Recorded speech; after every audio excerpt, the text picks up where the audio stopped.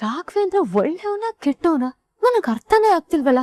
ಒಂದ್ ಕಡೆ ನೋಡಿದ್ರೆ ಹುಡುಗಿರ್ನ ದ್ವೇಷ ಮಾಡ್ತೀನಿ ಅಂತಾನೆ, ಇನ್ನೊಂದ್ ಕಡೆ ಚಾನ್ಸ್ ಸಿಕ್ಕಿದ್ರೆ ಸಾಕು ಫ್ಲರ್ಟ್ ಮಾಡೋದಕ್ಕೆ ನೋಡ್ತಾನೆ. ಕೆಲವೊಂದ್ಸಲ ಈ ಎಮೋಷನ್ ಸೆಂಟಿಮೆಂಟ್ಸ್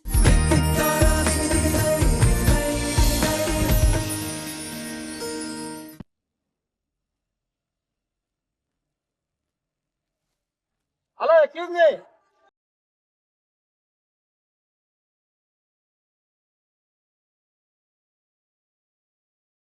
ಹಲೋ ಹಲೋ, ನಿಮ್ ಗಂಡ ಪರ್ಸ್ ಬಿಸ್ಕೊಂಡು ಹೋಗ್ತೀರ ನೋಡಿ. ಹಲೋ, ಅವ್ನ್ ನನ್ ಗಂಡ ಅಲ್ಲ, ನನ್ ಡ್ರೈವರ್. ಗೊತ್ತಿಲ್ದೆ ಏನೇನೋ ಮಾತಾಡ್ತಾರೆ ಇಡಿಯಟ್ಸ್. ಮತ್ತೆ ಪರ್ಸಲ್ಲಿ ನಿಮ್ ಫೋಟೋ ಇದೆ.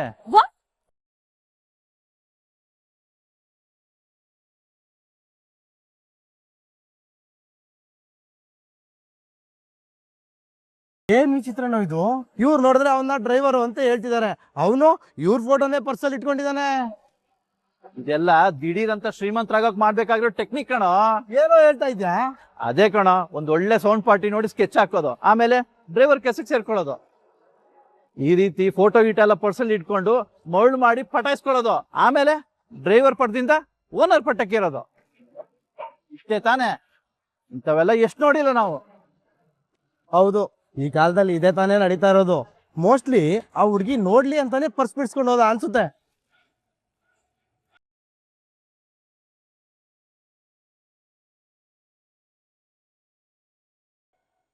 ಏನ್ ಶಫಾಲಿ, ನಾವ್ ಅನ್ಕೊಂಡಿದ್ ಕೆಲ್ಸ ಮುಗಿತು ತಾನೆ? ನಾನ್ ಹೇಳ್ದಾಗೆ ಅವನಲ್ಲಿಂದ ಓಡಿಸಿದ್ದಾಯ್ತು ತಾನೆ? ಕಿಟಕಿಯಲ್ಲಿ ಕತ್ತಿಟ್ಟು ತಬ್ಬಿಸ್ಕೊಂಡವರು ಡೋರಿಂದ ರಾಯಲ್ ಆಗಿ ಎಂಟ್ರಿ ಕೊಟ್ರು ಮೇಡಮ್. ಏನೇ ಹೇಳ್ತಿದ್ಯಾ ನೀನು? ನಿನ್ನಿಂದ ಒಂದ್ ಸಿಂಪಲ್ ಕೆಲ್ಸನೂ ಸರಿಯಾಗಿ ಮಾಡೋದಿಕ್ಕಾಗ್ಲಿಲ್ಲ. ನಾನೇನೋ ನನ್ನ ಕೆಲ್ಸನ ಕರೆಕ್ಟ್ ಆಗಿ ಮಾಡ್ದೆ ಮೇಡಮ್. ಅವ್ರು ತಮ್ಮ ಬುದ್ಧಿವಂತಿಗೆ ಅಂತ ತಪ್ಸ್ಕೊಳ್ಳೋದಲ್ದೆ ನಮ್ಮನ್ನ ರೆಡ್ ಹ್ಯಾಂಡ್ ಆಗಿ ಸಿಕ್ಕಾಕ್ಸಿದ್ರು ಮೇಡಮ್.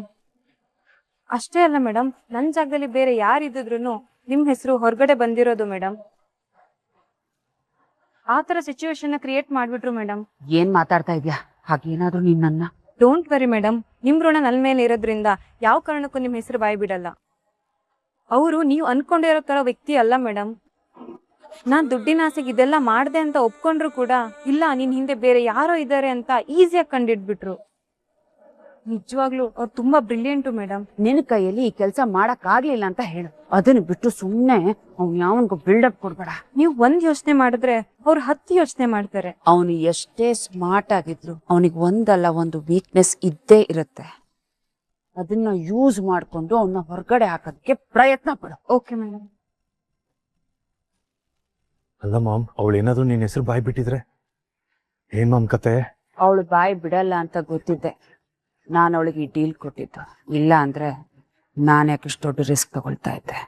ನೋಡು, ಇಂಥವ್ರೆಲ್ಲ ನಮಗೋಸ್ಕರ ಏನು ಬೇಕಾದ್ರೂ ಮಾಡ್ತಾರೆ. ಮಾಮ್, ಅವಳು ನಿನ್ನ ಹೆಸರು ಬಾಯ್ ಬಿಡಲ್ಲ, ಓಕೆ. ಝಾನ್ಸಿ ಏನಾದ್ರು ಅವಳನ್ನ ಕೆಲ್ಸದಿಂದ ಕಿತ್ ಬಿಸಾಕಿದ್ರೆ ಪಾಪ ಮಾಮ್, ಅವಳ ಕೆರಿಯರ್ ಎಲ್ಲ ಸ್ಪಾಯ್ಲ್ ಆಗುತ್ತಲ್ವಾ? ಪ್ರಣವ್, ಯುದ್ಧ ಗೆಲ್ಲಬೇಕು ಅಂದ್ರೆ ಸೈನಿಕರು ಸಾಯ್ಲೇಬೇಕು. ನಾವಿವಾಗ ಅದ್ರ ಬಗ್ಗೆ ಎಲ್ಲ ತಲೆ ಕೆಡ್ಸ್ಕೊಳ್ಳೋದು ಬೇಡ. ಆ ರಾಘವೇಂದ್ರನ ಅಲ್ಲಿಂದ ಹೇಗೆ ಹೊರಗಡೆ ಹಾಕ್ಬೇಕು ಅನ್ನೋದ್ರ ಬಗ್ಗೆ ತಲೆ ಕೆಡ್ಸ್ಕೊಳ್ಳೋಣ.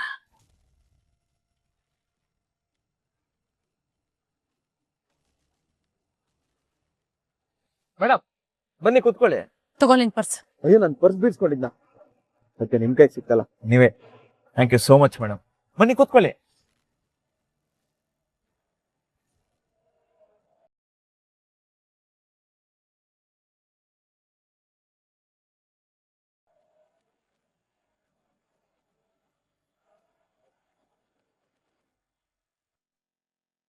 ಮೊದ್ಲಿ ಪ್ಲಾನ್ ಎಕ್ಸಿಕ್ಯೂಟ್ ಮಾಡ್ಬೇಕು. ಏನ್ ಪ್ರಣವ್, ತುಂಬಾ ಡೀಪ್ ಆಗಿ ಥಿಂಕ್ ಮಾಡ್ತಾ ಏನೋ ಪ್ಲಾನ್ ಮಾಡ್ತಾ ಇದೀಯಾ? ಝಾನ್ಸಿನ ಇಂಪ್ರೆಸ್ ಮಾಡೋದಕ್ಕೆ ಒಂದು ಸೂಪರ್ ಡೂಪರ್ ಪ್ಲಾನ್ ಮಾಡ್ತಾ ಇದೀನಿ ಡ್ಯಾಡ್. ಒಂದು ಪ್ಲಾನ್ ಏನು ಅಂತ ಹೇಳು, ಅದು ಸೂಪರು ಪಾಪರು ಅಂತ ಆಮೇಲೆ ನಾನು ಹೇಳ್ತೀನಿ. ಡ್ಯಾಡ್, ಇವಾಗ ನಾನೇ ಒಂದಷ್ಟು ಜನ ರೋಡಿಗೆ ಹೈಯರ್ ಮಾಡ್ಕೊಂಡು ಝಾನ್ಸಿನ್ ಕಿಡ್ನಾಪ್ ಮಾಡೋ ತರ ನಾಟಕ ಮಾಡಿ ಅಂತ ಅವ್ರಿಗೆ ಹೇಳ್ತೀನಿ. ಅವ್ರು ಕಿಡ್ನಾಪ್ ಮಾಡೋ ಟೈಮ್ಗೆ ನಾನು ಅಲ್ಲಿಗೆ ಎಂಟ್ರಿ ಆಗಿ ಅವಳನ್ನ ಸೇವ್ ಮಾಡಿ ಅವಳ ಮುಂದೆ ಹೀರೋ ಆಗಿ ಇಂಪ್ರೆಸ್ ಮಾಡ್ತೀನಿ. ಹೌಸ್ ಮೈ ಪ್ಲಾನ್? ಡಬ್ಬಾ ತರ ಇದೆ. ನೀನೇನಾದ್ರೂ ಈ ಪ್ಲಾನ್ ಮಾಡಿದ್ರೆ ಹೀರೋ ಆಗಲ್ಲ ಕಣೋ, ಪಕ್ಕಾ ಕಾಮಿಡಿ ಪೀಸ್ ಆಗ್ತೀಯಾ. ಯಾಕೆ ಡ್ಯಾಡ್ ಹೀಗೆ ಹೇಳ್ತೀಯಾ?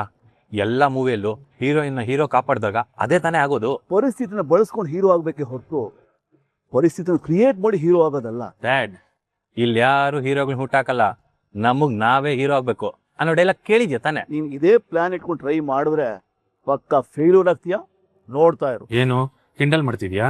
ಆ ದೇವರೇ ಬಂದ್ರು ನಿಮ್ಮಮ್ಮ ಮಗಂಗೆ ಬುದ್ಧಿ ಹೇಳಕ್ ಸಾಧ್ಯ ಇಲ್ಲ ಗುರು. ಏನೋ ನನ್ನ ಮಗಳು ಓದ್ತಾ ಇದ್ದಾಳೆ ಅನ್ನೋ ಕಾರಣಕ್ಕೆ ನಿಮ್ಮಿಂದ ದೂರ ಇರೋದ್ರಿಂದ ಒಳ್ಳೆ ದಾರಿಲಿ ಹೋಗ್ತಾ ಇದ್ದಾಳೆ ಅನ್ನೋ ಸಮಾಧಾನ ನನಗೆ. ನೀನೇನೇ ಹೇಳಿದ್ರು ಈ ವಿಚಾರದಲ್ಲಿ ನನ್ನ ಡಿಸಿಷನ್ ಚೇಂಜ್ ಮಾಡ್ಕೊಳ್ಳಲ್ಲ. ಓಹೋ, ಏನ್ ಪ್ರಣವ್ ಅದು? ತುಂಬಾ ಸೀರಿಯಸ್ ಮ್ಯಾಟರ್ ಮಾಮ್. ಮ್ಯಾಟ್ರೇನು ಸೀರಿಯಸ್ಸೇ, ಅದು ಸಿಚುವೇಶನ್ ಮಾತ್ರ ಪಕ್ಕಾ ಕಾಮಿಡಿ ಆಗಿರುತ್ತೆ, ನೋಡ್ತಾ ಇರು. ಪ್ರಣವ್, ನಿಮ್ಮಪ್ಪ ನಿನ್ ಕಾಲ್ ಎಳಿತಾ ಇದ್ದಾನೆ ಅಂದ್ಮೇಲೆ ನೀನು ಪಕ್ಕ ಝಾನ್ಸಿ ವಿಷಯದಲ್ಲಿ ಯಾವ್ದೋ ಪ್ರಯತ್ನಕ್ಕೆ ಕೈ ಹಾಕಿದ್ಯಾ ಅಂತ ಆಯ್ತು. You don't worry, carry on. Thanks ma'am. ನೋಡ್ತಾ ಇರು ಮಾಮ್, ನಾಳೆ ನಾನು ಯಾರು ಅಂತ ನಿನಗೆ ಗೊತ್ತಾಗುತ್ತೆ.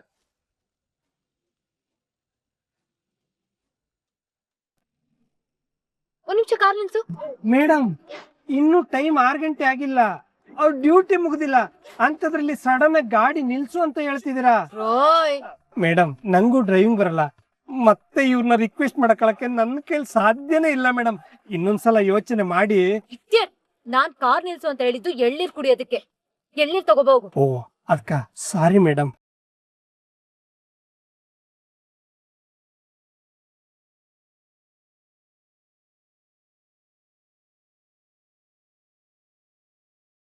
ರಾಘು ಸರ್, ಮೇಡಮ್ ಮೂಡ್ನೇ ಪ್ರಿಡಿಕ್ಟ್ ಮಾಡಕ್ ಆಗ್ತಿಲ್ಲ. ರಾಯ್, ಇಲ್ಲಿ ನೋಡಿ ಎಳ್ನೀರಂಗಡಿ. ಸರ್, ಎಳ್ನೀರ್ ಅಂಗಡಿ ನೋಡಿನೇ ಮೇಡಮ್ ಗಾಡಿ ನಿಲ್ಸಕ್ ಹೇಳಿದ್ದು. ಇದು ಸಾಮಾನ್ಯವಾಗಿರೋ ಎಳ್ನೀರಂಗಡಿ ಅಲ್ಲ ರಾಯ್. ಎಲ್ಲ ಎಳ್ನೀರ್ ಅಂಗಡಿ ಒಂದೇ ಅಲ್ವಾ ಸರ್? ಇವ್ರೇನ್ ತೆಂಗಿನ ಮರದಲ್ಲಿ ಬಿಟ್ಟಿರೋ ಎಳ್ನೀರ್ನ ಬಿಟ್ಟು ಬೇರೆ ಮರದಲ್ಲಿ ಬಿಟ್ಟಿರೋ ಎಳ್ನೀರ್ನ ತಗೊಂಡ್ ಬಂದ್ ಮಾರ್ತಾ ಇದಾರಾ? ಅದಾಗಲ್ಲ ರಾಯ್, ಇದು ನಮ್ಮ ಹಳೆಯ ಸ್ಪಾಟ್. ಮೊದಲು ಮೇಡಮೇ ನನ್ನನ್ನು ಇಲ್ಲಿ ಕರ್ಕೊಂಡ್ ಬಂದಿದ್ದು. ಏನ್ ಆಶ್ಚರ್ಯ ಸರ್, ಮೇಡಮ್ ಹಳೆ ನೆನಪುಗಳನ್ನ ಮರ್ತಿರ್ಬೋದು, ಆದ್ರೆ ಹಳೆ ಸ್ಪಾಟ್ ಮರ್ತಿಲ್ಲ ನೋಡಿ. ಹೌದು, ಅಂತದ್ದೇನಾಗಿತ್ತು ಸರ್ ಇಲ್ಲಿ? ಅದೇನಂದ್ರೆ ರಾಯ್, ನಾವು ಮುಂಚೆ ಇಲ್ಲಿಗೆ ಬರ್ತಾ ಇದ್ವಿ.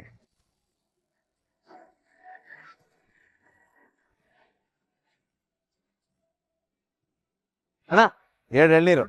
ಎರಡಾ ಕೊಟ್ಟೆ. ಅಣ್ಣ, ಒಂದ್ ಹೆಲ್ಪ್ ಆಗ್ಬೇಕಿತ್ತು. ಹೆಲ್ಪಾ?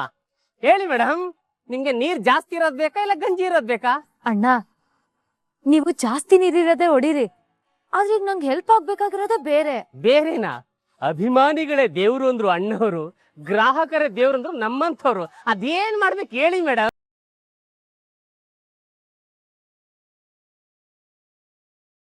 ಇಷ್ಟೇ ತಾನೇ? ಓದ್ಕೆ ಬಿಡಿ ಮೇಡಮ್, ನಾನ್ ಮಾಡ್ತೀನಿ. ನೀ ಕೇಳೋದ್ ಹೆಚ್ಚ, ನಾನ್ ಮಾಡೋದ್ ಹೆಚ್ಚ. ಅಣ್ಣ ಆಯ್ತಾ? ಆಯ್ತು ಸರ್, ಆಗೋಯ್ತು ಸರ್. ತಳಿ ಸರ್. ಇನ್ನೊಂದು ಕುಡಿ. ಯಜಮಾನ್ರೆ, ಒಂದು ಎಳ್ನೀರ್ಗೆ 2 ಸ್ಟ್ರಾ ಹಾಕೊಂಡು ಇಬ್ರು ಒಟ್ಟಿಗೆ ಕುಡೀರಿ ಅಂತ ಅವರೇ ಕೊಟ್ಟಿರೋದು, ನಾನೇನ್ ಹೇಳಿಲ್ಲಪ್ಪ. ನೋಡಿ ಮೇಡಮ್, ಇದೇ ಕಿತಾಪತಿ ಬೇಡ ಅಂತ ಹೇಳೋದು. ಕಿತಾಪತಿನೂ ಅಲ್ಲ, ಸೀತಾಪತಿನೂ ಅಲ್ಲ, ಪತಿ ಪತ್ನಿಯರಿಗೆ ಅಂತ ಅವರೇ ಕೊಟ್ಟಿರೋದು.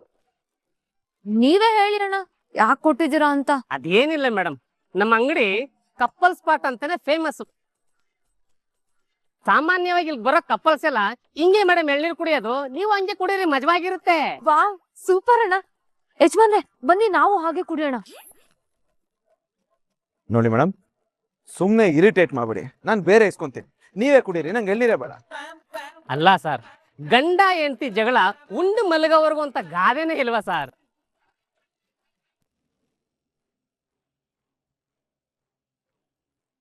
ಏನೇ ಎಲ್ಲ ಕೇಳಿಸ್ಕೊಂಡ್ಬಿಟ್ಯಾ? ಆದ್ರೆ ನಿನ್ನಿಂದ ಏನ್ ಮಾಡಕ್ಕಾಗುತ್ತೆ?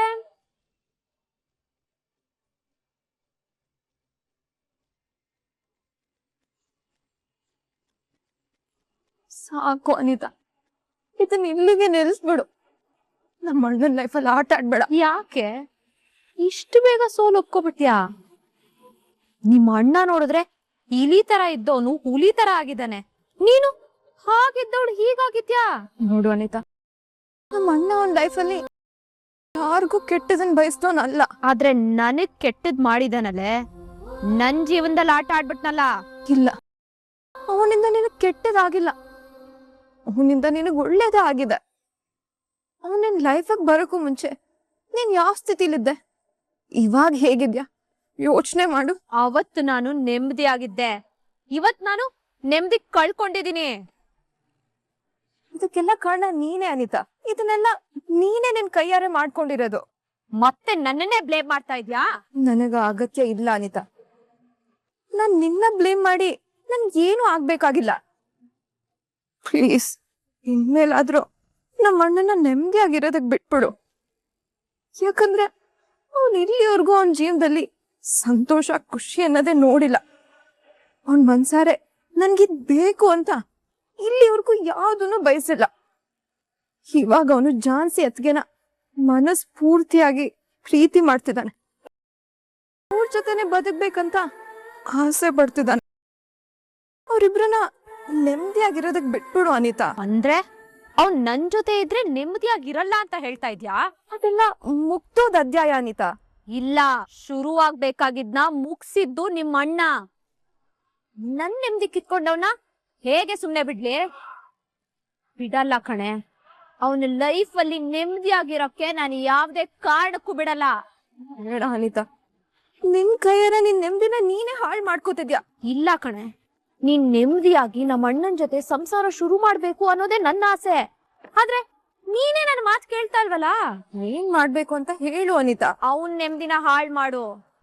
ಅವನ್ ಹೆಜ್ಜೆ ಹೆಜ್ಜೆಗೂ ನೋವು ಅನ್ಭವಿಸ್ಬೇಕು. ಹಾಗ್ ಮಾಡೋಕೆ ನೀನ್ ನನಗ್ ಸಹಾಯ ಮಾಡು. ಆಗ ನೀನ್ ಬಯಸಿದ್ದೆಲ್ಲ ಸಿಗೋ ಹಾಗೆ ಮಾಡೋ ಜವಾಬ್ದಾರಿ ನಂದು. ಅದಕ್ಕೋಸ್ಕರ ನಾನ್ ನಮ್ಮ ಅಣ್ಣನ ಅವನ್ ಸಂತೋಷದ ಬಗ್ಗೆ ನೀನ್ ಯೋಚನೆ ಮಾಡ್ಬೇಡ. ಮೊದ್ಲೇಗಿದ್ದೆ ನೀನು ನಾನ್ ಚೆನ್ನಾಗಿದ್ರೆ ಸಾಕು ಅಂತ ಯೋಚನೆ ಮಾಡ್ತಿದ್ದಲ್ಲ, ಆ ತರ ಸ್ವಾರ್ಥಿಯಾಗಿ ಯೋಚನೆ ಮಾಡು. ಅವಾಗ ನೆಮ್ಮದಿಯಾಗಿರ್ತೀಯ. ನೀನು ನನ್ ಜೊತೆ ಕೈ ಜೋಡ್ಸು. ಅವಾಗ ನೀನು ನಮ್ಮ ಅಣ್ಣನ್ ಜೊತೆ ಸುಖವಾಗಿರಾಗ ನಾನ್ ಮಾಡ್ತೀನಿ.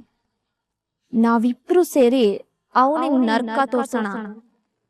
ಇಂಥ ಅವಕಾಶ ಮತ್ತೆ ಸಿಗಲ್ಲ. ಅದಕ್ಕೆ ಹೇಳ್ತಾ ಇದ್ದೀನಿ, ಯೋಚನೆ ಮಾಡಿ ಒಳ್ಳೆ ನಿರ್ಧಾರ ತಗೋ.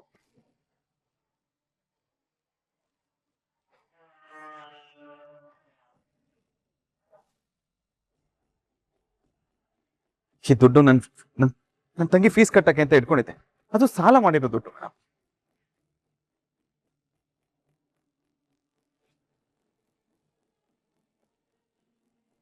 ನೀವಿಬ್ರು ಜೋಡಿ ಅಲ್ವಾ? ತಗೊಳ್ಳಿ ಮೇಡಮ್. ಇವಾಗ ಅವ್ನು ನಿಮ್ ಹಿಂದೆ ಬಿದ್ದು ನಿಮ್ಮನ್ ಮರಳ್ ಮಾಡಿ ಬುಟ್ಟಿಗೆ ಹಾಕೊಳ್ಳೋ ಪ್ರಯತ್ನ ಮಾಡ್ತಿದ್ದಾನೆ ಅಲ್ವಾ? ಅದಕ್ ಭಯ ಆಗ್ತಿದೆ.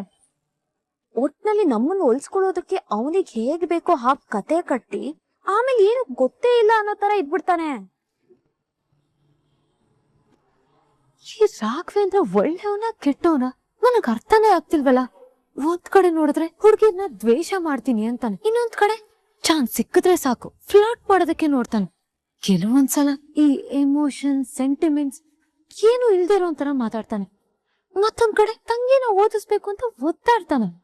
ಇವನನ್ನ ಅರ್ಥನೇ ಮಾಡ್ಕೊಳ್ಳೋದಕ್ ಆಗ್ತಿಲ್ವಲ್ಲ. ಈ ಕಡೆ ತಾತ ನೋಡಿದ್ರೆ ಇವನ್ ಬಗ್ಗೆ ಯಾವಾಗ ಪಾಸಿಟಿವ್ ಮಾತಾಡ್ತಾರೆ. ಈ ರಾಯ್ ಯಾವಾಗ ಅವನ್ಗೆ ಸಪೋರ್ಟಿವ್ ಆಗಿರ್ತಾನೆ. ಅಂತ ಒಳ್ಳೆ ಗುಣನಲ್ಲಿ ಏನಿದೆ? ಬಟ್ ನಾನು ಅವನಲ್ಲಿ ನೋಡಿರೋದೆಲ್ಲ ಬರೀ ನೆಗೆಟಿವ್. ಆದ್ರೂ ಆಕ್ಸಿಡೆಂಟ್ ಆಗಿ ಕಣ್ ಬಿಟ್ಟಾಗ್ಲಿಂದನು ನನ್ ಕಣ್ ಮುಂದೆನೆ ಇದ್ದಾನೆ. ಅದು ಬೇರೆ ಬೇರೆ ಅವತಾರದಲ್ಲಿ. ಎಷ್ಟು ಟ್ರೈ ಮಾಡಿದ್ರು ಇವನ್ ಕ್ಯಾರೆಕ್ಟರೇ ಅರ್ಥ ಮಾಡ್ಕೊಳ್ಳೋದಕ್ ಆಗ್ತಿಲ್ಲ. ಆದ್ರೆ ಇವ್ನು ನನ್ನ ಲೈಫಲ್ಲಿ ಯಾಕೆ ಬಂದಿದ್ದಾನೆ? ಇವನ್ ಇಂಟೆನ್ಷನ್ಸ್ ಒಳ್ಳೇದಾ ಕೆಟ್ಟದಾ ಏನು ಗೊತ್ತಾಗ್ತಿಲ್ಲ.